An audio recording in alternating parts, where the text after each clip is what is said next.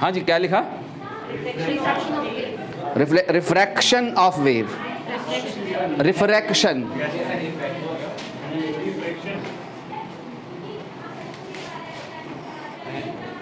When a wave goes from one medium to another medium, comma, its speed changes. Wave goes from one medium to another medium, comma, its speed changes. Speed changes. Full stop. Due to which ray may or may not deviates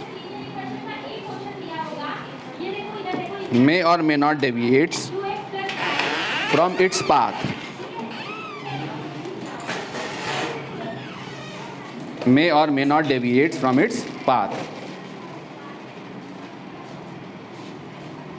ठीक है? This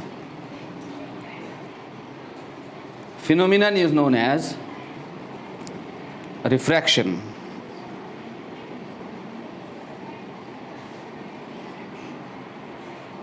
This phenomenon is known as refraction. ठीक है? देखो effect of refraction. Effect of refraction में सबसे पहला point लिखो, in refraction process frequency and phase of wave never change. Frequency and phase of wave never change. And phase of wave never change. ठीक है? Refraction process में wave की ना तो फ्रिक्वेंसी में कोई चेंज आता है ना ही फेज में। ठीक है? तो फेज कहाँ चेंज हुआ? सिर्फ एक जगह पर। एक कहाँ? जब वेव रिफ्लेक्शन में, और रिफ्लेक्शन में भी कहाँ? जब वेव रेयरर से चल के डेंसर से रिफ्लेक्ट होगी। और दूसरा रिफ्लेक्शन जब फिक्स एंड से होगा स्ट्रिंग में। ठीक है? एक वहाँ होगा फेज चेंज। ठीक है? तो दूसरा पॉइंट लिखो, wavelength and speed always change. Wavelength and speed always change. तो रिफ्रैक्शन प्रोसेस में वेवलेंथ ऑलवेज चेंज करती है और स्पीड भी ऑलवेज चेंज करती है। क्लियर हो गया? अब अगर एक क्वेश्चन है आपके पास, मान लिया अगर मैं यूं कहूं,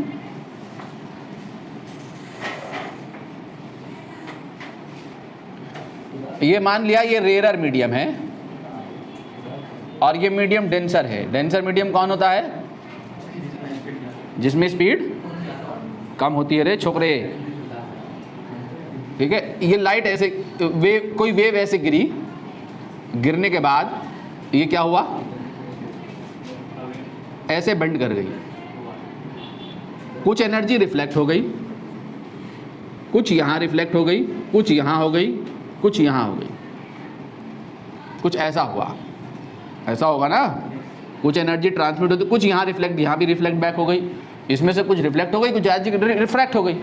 ये 1, ये 2, ये 3, 4, 5, 6, 7। फाइंड फेज रिलेशन बिटवीन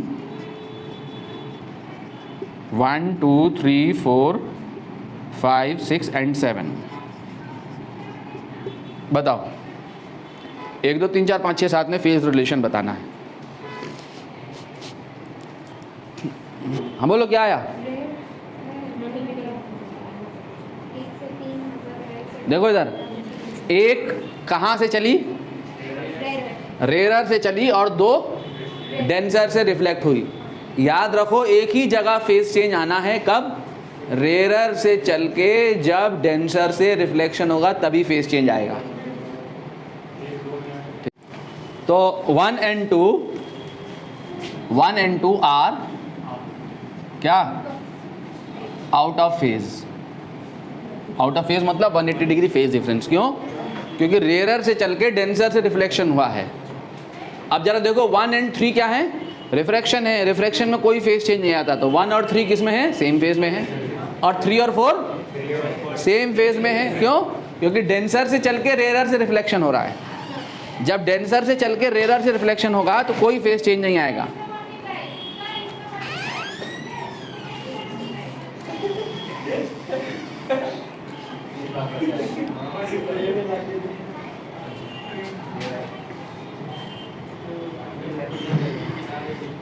तो समझ गया मेरी बात को? 3 और 4 में कोई फेज चेंज नहीं होगा। क्यों नहीं होगा? क्योंकि डेंसर से चल के रेयर से रिफ्लेक्शन हुआ। वही सारी बातें लगाओ ना जो बताई मैंने। तो 1 एंड 3 सेम फेज में, 3 एंड 4 सेम फेज में, तो 1 3 4 भी सेम फेज में, 3 और 5 सेम फेज में, क्योंकि रिफ्रैक्शन है, रिफ्रैक्शन में कोई फेज चेंज नहीं आता। तो 1 3 4 5 सेम फेज में आ गई, 4 और 6 सेम फेज में। क्यों? क्योंकि डेंसर से चल के रेयर से रिफ्लेक्शन हो रहा है। और 4 और 7 सेम फेज में। तो 1 3 4 5 6 7 आर इन सेम फेज। इसका मतलब 2 के साथ ये सब क्या हैं? आउट ऑफ फेज हैं। 1 के साथ सारी फेज में है और 1 और 2 आउट ऑफ फेज में है, तो ये सब 2 के साथ भी आउट ऑफ फेज है। 1 और 3 इसलिए बेटा क्योंकि रिफ्रैक्शन है। रिफ्रैक्शन प्रोसेस में फेज चेंज नहीं होता। Note down.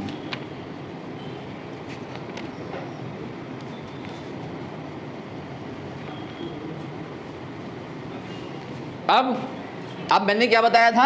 अब याद करो, सुनो मेरी बात ध्यान से। वेव फंक्शन हुआ था ना पिछली क्लास में, तो मैंने क्या बताया था कि वेव फंक्शन जो होगा वो वहाँ 2 वेरिएबल के वो वाले फंक्शन, कौन से वाले फंक्शन हैं? मैंने कंसिडर किया था, consider 1D wave travelling along x direction. तो वो वाले 2 वेरिएबल के फंक्शन वेव होंगे जो इस डिफरेंशियल इक्वेशन को क्या कर रहे होंगे? सेटिस्फाई कर रहे होंगे। ठीक है, ये बताया था।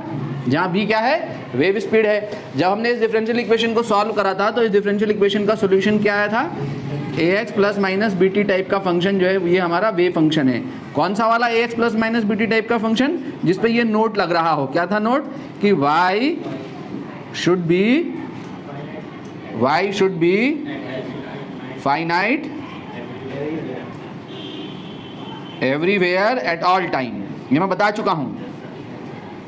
ठीक है, और फिर मैंने बताया था अगर वेव स्पीड निकालनी है तो coefficient of t upon coefficient of x, यानी क्या? b upon a। और फिर मैंने ये बताया था कि अगर बीच में माइनस साइन है तो इसका मतलब क्या है?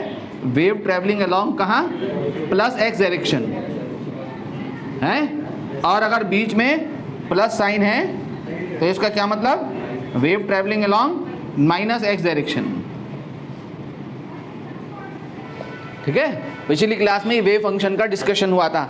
नाउ अब इसी वेव फंक्शन पे अब हमारी बात चलेगी सारी। ठीक है, now equation of harmonic wave, equation of plane progressive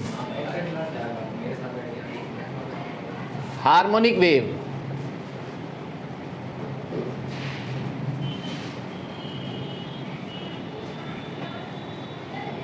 plane progressive harmonic wave की इक्वेशन देखनी है।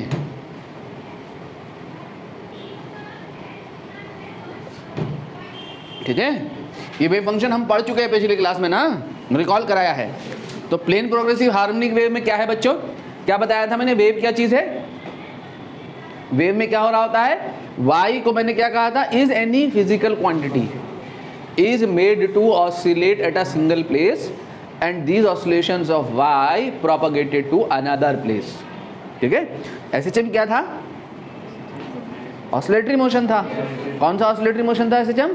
सबसे सिंपलेस्ट, सबसे इजी, सबसे आसान, जिसकी फोर्स इक्वेशन क्या है? F is equal to minus K x.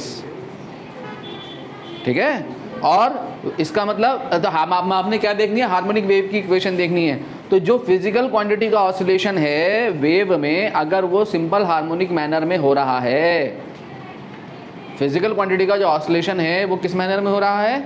Simple harmonic manner में हो रहा है, और ये सिंपल हार्मोनिक ऑसिलेशन ट्रैवल कर रहा है, तो ऐसी वेव को हम क्या कहते हैं? हार्मोनिक वेव कहते हैं। ठीक है, तब ये फंक्शन जो होगा वो क्या होगा? SHM कौन से फंक्शन था? साइनोसॉइडल। तब हार्मोनिक वेव इक्वेशन क्या हो जाएगी? तब ये फंक्शन जो है वो कौन सा फंक्शन हो जाएगा? Sinusoidal function of ax plus minus B T type. y is equal to a sine ax plus B T या a cos ax minus B T. यह हार्मोनिक वेव की इक्वेशन हो जाएगी। ठीक है, देखो, if oscillation of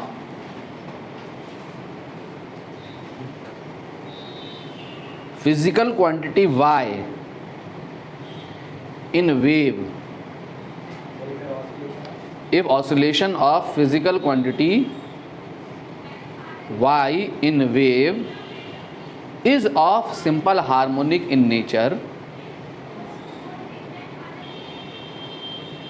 is of simple harmonic in nature, then the function कौन सा function, y is equal to af ax plus minus bt is sinusoidal, ये फंक्शन का आगे ये लिखो, is sinusoidal and it will represent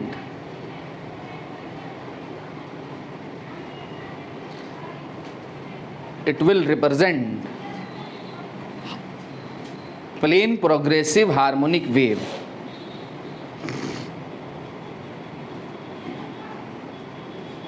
means यानी हार्मोनिक इक्वेशन जो हो जाएगी हार्मोनिक वेव की, तो इक्वेशन ऑफ हार्मोनिक वेव क्या हो जाएगी, y is equal to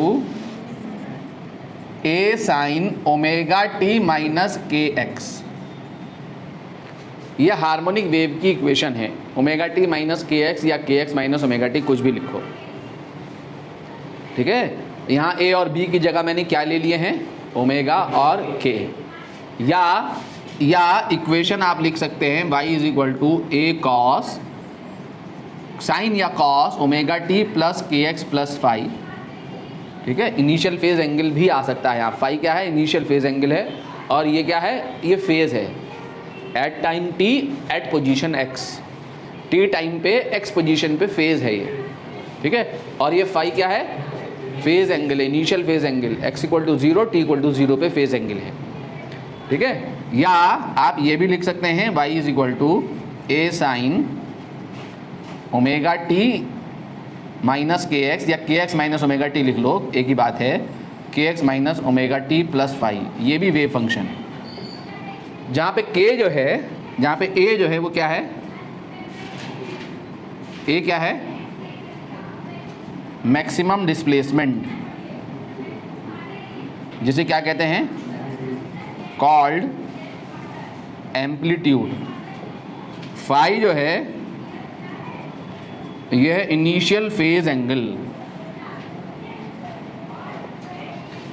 omega जो है यह एंगुलर फ्रिक्वेंसी, ठीक है। के जो है ये 2 पाई बाई लैम्डा है, इसको वेव कांस्टेंट भी कह सकते हैं, 2 पाई बाई लैम्डा। के क्या है यहाँ, के क्या है, 2 पाई बाई लैम्डा है, जहाँ लैम्डा क्या चीज़ है, जहाँ पे लैम्डा क्या है, वेवलेंथ ऑफ वेव, ठीक है। जहाँ पे लैम्डा जो है वो वेवलेंथ है। तो अगर यहाँ से हमने अगर फ्रिक्वेंसी निकालनी है तो ओमेगा एंगुलर फ्रिक्वेंसी हो गई ना, तो एफ क्या हो जाएगी, एफ इज इक्वल टू क्या हो जाएगी, बोलो क्या हो जाएगी, ओमेगा अपॉन 2 पाई, क्या हो गई ये, फ्रिक्वेंसी ऑफ वेव। किसे कहते हैं फ्रिक्वेंसी, वेव की फ्रिक्वेंसी क्या होती है, अगर किसी वेव की फ्रिक्वेंसी 50 हर्ट्ज है तो इस बात का क्या मतलब है कि एक पॉइंट से कितनी नंबर ऑफ वेव पास कर जाएंगी पर सेकंड, 50, ठीक है। इस पॉइंट से अगर एक सेकंड में 100 वेव आगे पास कर जा रही हैं तो इसका मतलब फ्रिक्वेंसी कितनी है, 100 हर्ट्ज है, ठीक है। Number of wave passing through a point in 1 second is the frequency, ठीक है। टी क्या है, 1/f, क्या है ये, टाइम पीरियड। टाइम पीरियड क्या होता है बोलो, time taken to complete 1 wave. एक पूरी वेव को कंप्लीट होने में जो टाइम लगता है वो क्या कहलाता है, टाइम पीरियड कहलाता है। फ्रिक्वेंसी क्या होती है, number of wave passing through a point in 1 second, ठीक है। वेव स्पीड अगर निकालनी हो तो क्या होगी, बता सकते हो, कोफिशिएंट ऑफ टी, क्या है यहाँ coefficient of T, omega upon coefficient of x, बताया था ना मैंने। तो वेव स्पीड क्या हो गई यहाँ, ओमेगा अपॉन के, ओमेगा डालो, ओमेगा कितना है 2 पाई एफ, और k डालो कितना है 2 पाई बाई लैम्डा, है ना। तो v इज इक्वल टू क्या आएगा देखो, omega by k is equal to क्या, lambda f, wavelength into frequency. ये भी तो होती है ना wave speed, wavelength into frequency. या तो इससे निकाल दो coefficient of t upon coefficient of x करके, या wavelength into frequency.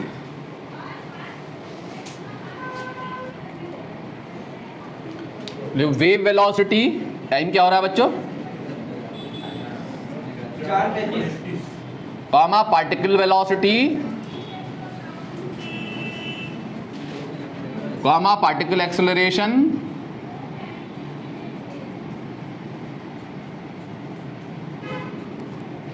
Comma phase and phase difference.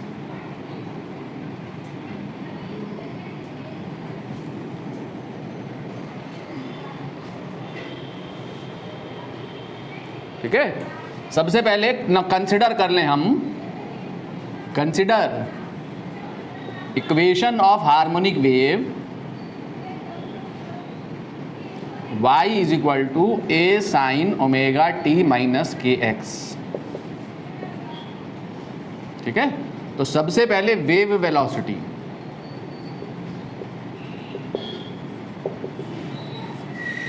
ठीक है, वेव वेलोसिटी। वेव वेलोसिटी का एक और नाम होता है फेज वेलोसिटी भी कहते हैं इसे। क्या कहते हैं, वेव वेलोसिटी या फेज वेलोसिटी। तो ऑसिलेशन के ट्रैवल करने की जो वेलोसिटी है वो वेव वेलोसिटी है। ठीक है, ऑसिलेशन जो ट्रैवल कर रहा है ना, वो जो वेलोसिटी है वो क्या है, वो है coefficient of T upon coefficient of x, यानी क्या, ओमेगा अपॉन के। ठीक है, यानी क्या, lambda F, wavelength into frequency. ठीक है, जब आपसे वेव वेलोसिटी पूछे या फेज वेलोसिटी पूछे तो आपने coefficient of T upon coefficient of x करना है। दूसरा पार्टिकल वेलोसिटी। पार्टिकल वेलोसिटी क्या है बच्चों, ऑसिलेशन की जो वेलोसिटी है। ऑसिलेशन किसका हो रहा है, ये हो रहा है वाई, ये ऑसिलेट कर रही क्वांटिटी, इस क्वांटिटी के ऑसिलेट करने की जो वेलोसिटी है वो पार्टिकल वेलोसिटी है। जिस फिजिकल क्वांटिटी का ऑसिलेशन हो रहा है उस फिजिकल क्वांटिटी की जो ऑसिलेशन वेलोसिटी है, ऑसिलेशन वेलोसिटी तो वेरी करती है ना, मीन पोजीशन में मैक्सिमम होती है ओमेगा एसएचएम में, एक्सट्रीम पोजीशन पे क्या होती है वेलोसिटी, जीरो एसएचएम में। वही वाली वेलोसिटी जो है पार्टिकल वेलोसिटी है। तो पार्टिकल वेलोसिटी कैसे निकलेगी, इस पार्टिकल डिस्प्लेसमेंट को डिफरेंशिएट करके, del Y upon del T. Partial differentiation करेंगे ना, क्यों करेंगे पार्शियल डिफरेंशिएशन, क्योंकि दो वेरिएबल का फंक्शन है, देखो के और एक्स। ठीक है, तो यहाँ पे आप जो है यहाँ पे पार्शियल डिफरेंशिएशन में y डालोगे, y कितना हो जाएगा, a sine omega T minus K x. तो साइन का डिफरेंशिएशन क्या होगा बोलो, हैं, कॉस होगा। और फिर इसको फिर डिफरेंशिएट करोगे तो क्या आएगा, यहाँ से x को कांस्टेंट मान के x को ओमेगा, तो क्या आएगा डिफरेंशिएशन, ओमेगा a कॉस। तो कैसी है वेलोसिटी बोलो, ये भी ट्रैवलिंग है, देखो ये भी वेव है, ये भी वेव इक्वेशन है, ये भी वेव इक्वेशन है, दिख रहा है आपको। यानी वेलोसिटी भी क्या कर रही है, ट्रैवलिंग नेचर की है। ठीक है, ये भी वेव है, ठीक है, प्रोग्रेसिव वेव है।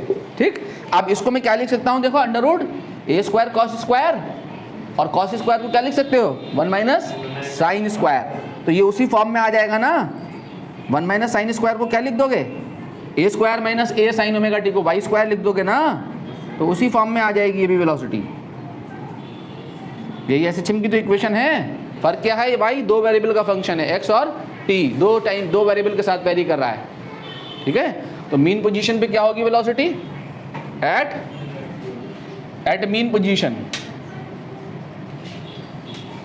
जब पार्टिकल मीन पोजीशन से पास कर रहा होगा तो वाई क्या होगा, जीरो।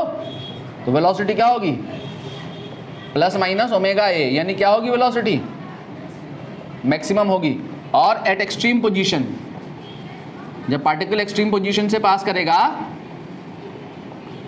एक्सट्रीम पोजीशन पे y क्या होगा, प्लस माइनस ए। और जब यहाँ y प्लस माइनस ए डालोगे तो ए स्क्वायर माइनस ए स्क्वायर क्या हो जाएगी एक्सट्रीम पोजीशन पे, जीरो। ठीक है, ठीक है, क्लियर। तो पार्टिकल वेलोसिटी वेरी करती है टाइम और पोजीशन दोनों के साथ, बट वेव वेलोसिटी फिक्स्ड है।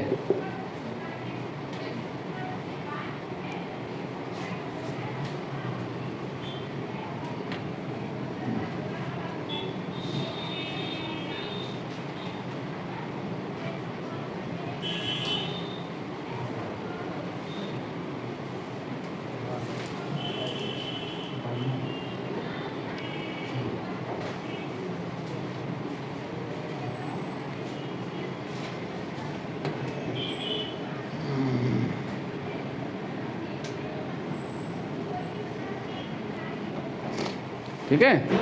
अब ना तीसरी बात क्या है, पार्टिकल एक्सेलरेशन। अगर हम पार्टिकल एक्सेलरेशन देखेंगे तो पार्टिकल एक्सेलरेशन क्या होगा, देखो क्या होगा, मीन पोजीशन पे एक्सेलरेशन 0, क्योंकि मीन पोजीशन तो स्टेबल इक्विलिब्रियम पोजीशन है ना एसएचएम की, 4 0 एक्सेलरेशन 0, एक्सट्रीम पोजीशन पे एक्सेलरेशन क्या होगा, मैक्सिमम। तो वही जो पार्टिकल वेलोसिटी है उसको डिफरेंशिएट कर दो। अब यहाँ जो पार्टिकल वेलोसिटी है ना ये निकाली थी तुमने, इसको टाइम के रिस्पेक्ट में डिफरेंशिएट करो तो पार्टिकल एक्सेलरेशन मिलेगा।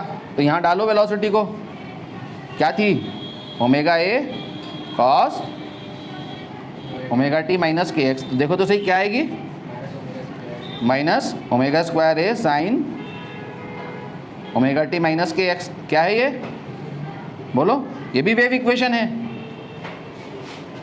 साइनोसॉइडल मैनर में वैसे ही वेव इक्वेशन है, प्रोग्रेसिव है ये भी, एक्सेलरेशन भी, ट्रैवलिंग है, ठीक है, ये भी ट्रैवलिंग वेव है। अब अगर देखें यहाँ एट टी इक्वल टू, अच्छा वाई के टर्म में क्या हो जाएगा, ये पूरा वाई है ना ये, तो क्या हो जाएगी माइनस ओमेगा स्क्वायर वाई, यही तो थी एसएचएम की एक्सेलरेशन इक्वेशन, ठीक है। वाई यहाँ 2 वेरिएबल का फंक्शन है, ठीक है। Now at mean position, mean position पे वाई क्या होगा 0, तो पार्टिकल एक्सेलरेशन क्या होगा मीन पोजीशन पे 0 होगा ना। और eight extreme position,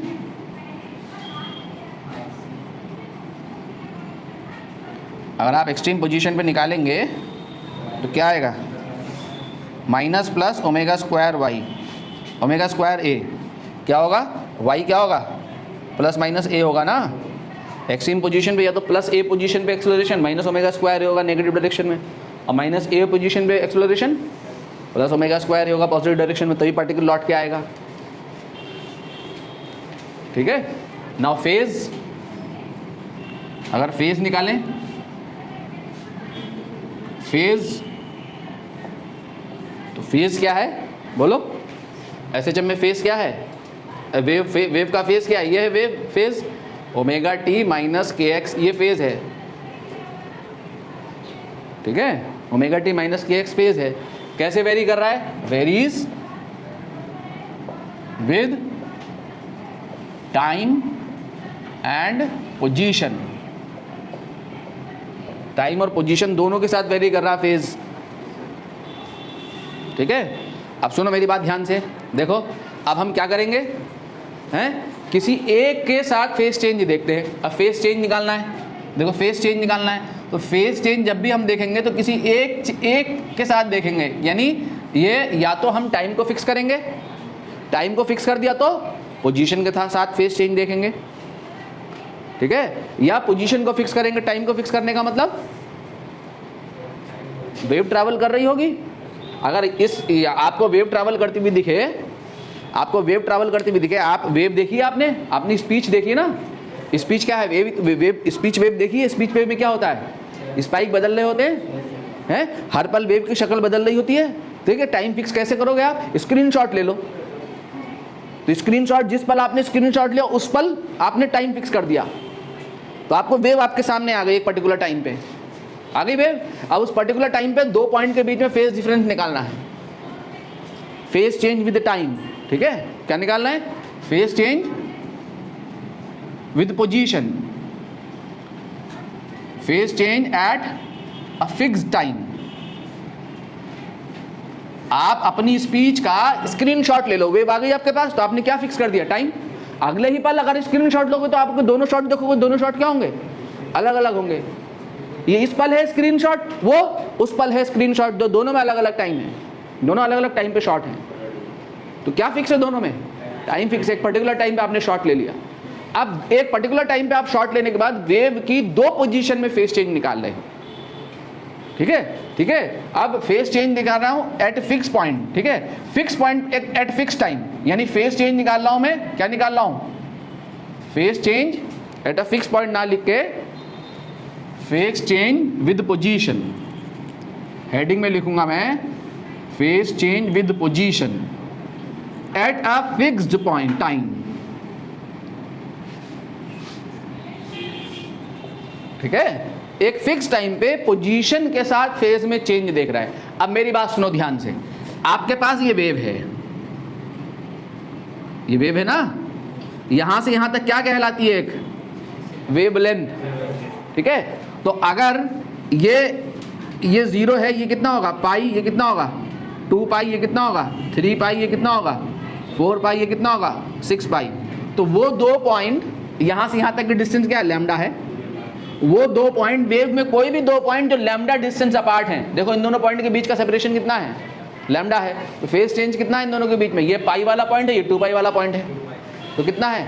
2 pi minus pi. इधर को 0 वाला पॉइंट होगा ना कहीं, मान लिया मैंने यहाँ 0 वाला पॉइंट होगा, यहाँ से चला है 0, सॉरी ये यहाँ पे ये 0 वाला, इसी को 0 लिया मैंने, ये है पाई, ये 0 है फेज डिफरेंस, ठीक है। तो यहाँ से यहाँ तक फेज डिफरेंस कितने का आएगा? 2 पाई का। तो वो 2 पॉइंट जो कितना डिस्टेंस अपार्ट है? लैम्डा, उनमें फेज चेंज कितने का है? 2 पाई का है। कहीं भी देख लो पूरी वेव में 2 पॉइंट जो लैम्डा दूरी पे होंगे, सेपरेशन पे होंगे, देखो ये वाला पॉइंट और ये वाला पॉइंट कितने सेपरेशन पे हैं? लैम्डा सेपरेशन पे है, लैम्डा डिस्टेंस के सेपरेशन पे है। तो इन दोनों पॉइंट में फेज डिफरेंस कितने का होगा? पाई का। ये पाई/2 वाला पॉइंट है, ये 5 पाई/2 वाला पॉइंट है। देखो ये वाला पॉइंट और ये वाला पॉइंट देखो है, ये 2 पॉइंट कितना डिस्टेंस अपार्ट है? लैम्डा। तो फेज डिफरेंस कितने का है इनमें?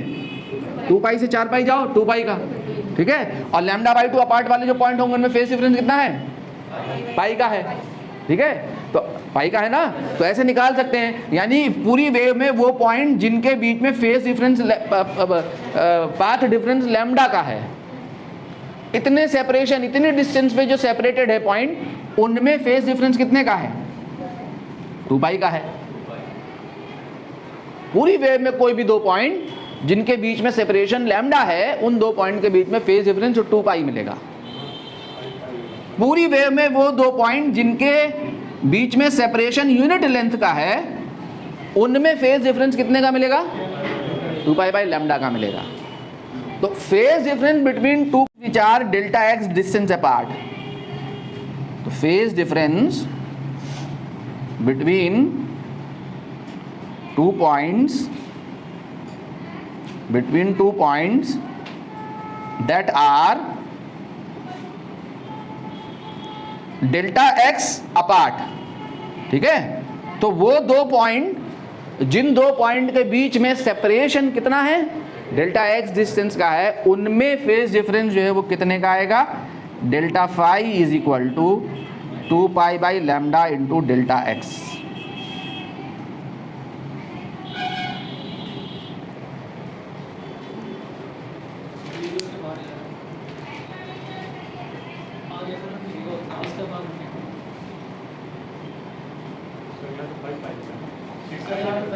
To pi by into lambda X. क्या होगा रे? हैं? हाँ 5 पाई होगा ये।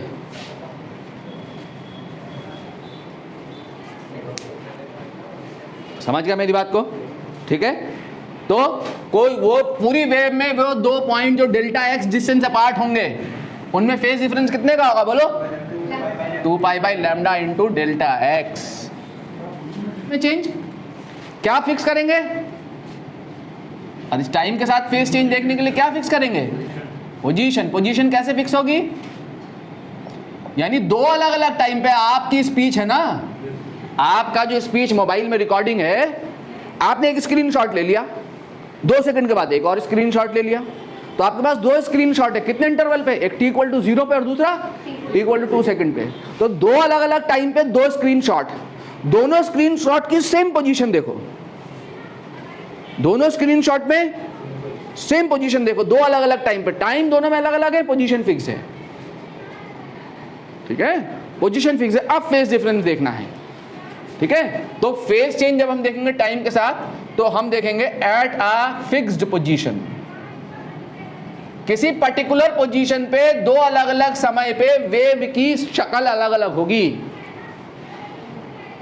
ट्रैवलिंग वेव की, ठीक है। तो एक टाइम पीरियड के बाद, अगर मैं टाइम की बात करूं, अगर मैं इस वेव को टाइम के टर्म में लूं, तो यहां से यहां तक का कितना टाइम होता है बोलो? यहां से यहां तक का एक टाइम होता है ना, एक टाइम पीरियड। ये भी एक टाइम पीरियड होता है, एक क्रीज से एक क्रीज या एक ट्रफ से एक ट्रफ, ठीक है। तो एक पूरे टाइम पीरियड में ये 0, ये पाई, ये 2 पाई, तो इतने टाइम में कितने का फेज डिफरेंस आएगा? इतने टाइम के बाद कितने का फेज डिफरेंस आएगा? 2 पाई का।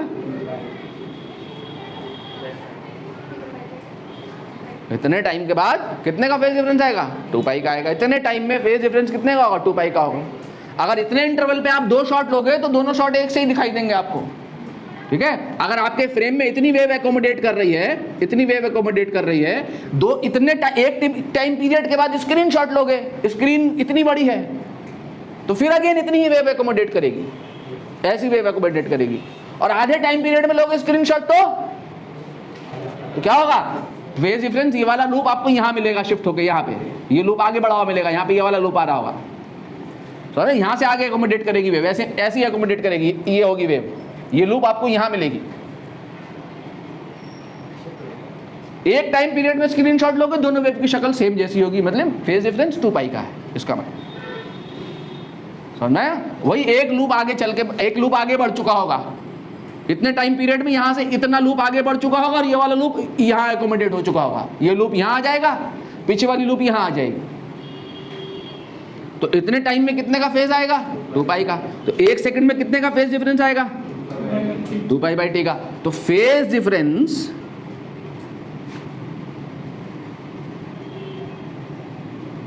Eight a point which is delta T time apart, कोई पर्टिकुलर पॉइंट के डेल्टा टी समय अपार्ट में अगर हम फेज डिफरेंस निकालेंगे तो delta phi is equal to 2 pi by T into delta T. ये इसी पे न्यूमेरिकल पूछा जाता है, दोनों डिस्कशन इंपॉर्टेंट है, ये भी और ये भी।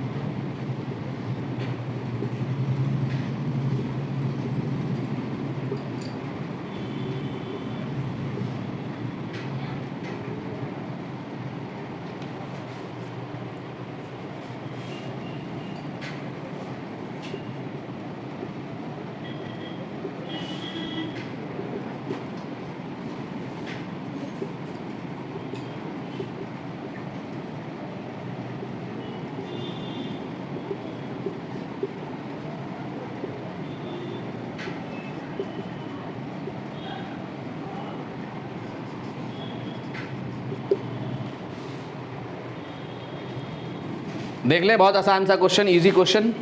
अ wave of frequency 500 cycle per second has a phase velocity of 360 metre per second. पहला पार्ट है, आंसर क्वेश्चन करना है, how far apart 2.60 degree out of phase.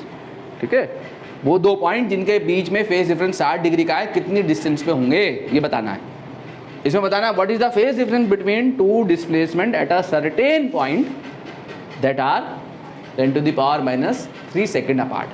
ठीक है, 10⁻³ सेकेंड अपार्ट वाले टाइम डिफरेंस पे एक पर्टिकुलर पॉइंट पे फेज डिफरेंस कितना होगा, बताओ। देखो इधर, देखो पहले क्या क्या दिया हुआ पहले बताओ। फ्रीक्वेंसी दी हुई कितनी, 500 साइकिल पर सेकंड, 500 हर्ट्ज, और वेलोसिटी, फेज वेलोसिटी मतलब वेव वेलोसिटी दी हुई इतनी। ठीक है, अब तुम्हें निकालना है तुम्हें दिया हुआ फेज डिफरेंस दो पॉइंट के बीच में कितना, पहली बात डिग्री में कभी नहीं लेना है, एंगल को हमेशा रेडियन में लेना है, पहला काम ये करना है, ठीक है। अब क्या निकालना है, डेल्टा एक्स निकालना है, कितना फार अपार्ट है वो पॉइंट। तो हमें उन दो पॉइंट के बीच में सेपरेशन बताना है जिनके लिए फेज डिफरेंस पाई/3 का है।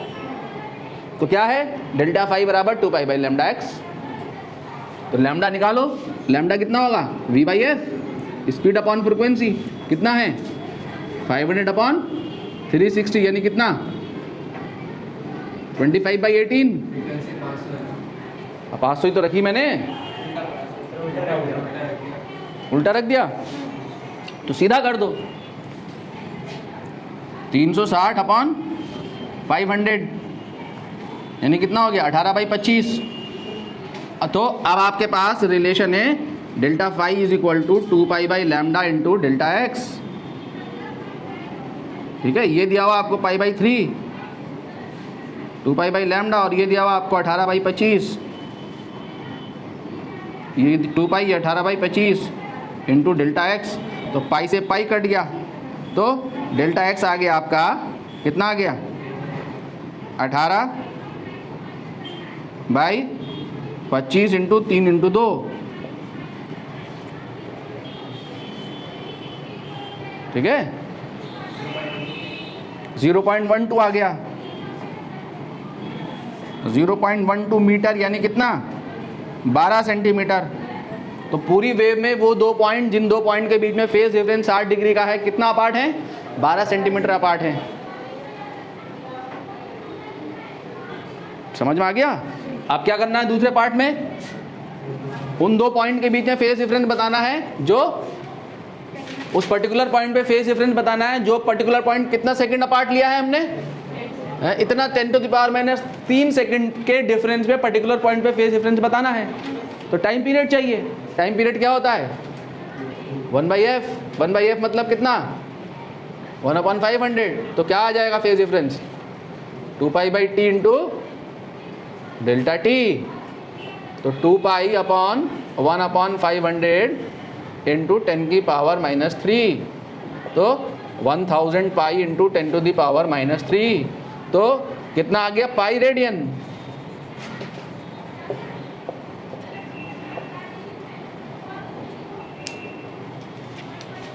क्लियर है। अगली क्लास में मिलते हैं। पब्लिक आज कम आई है यार।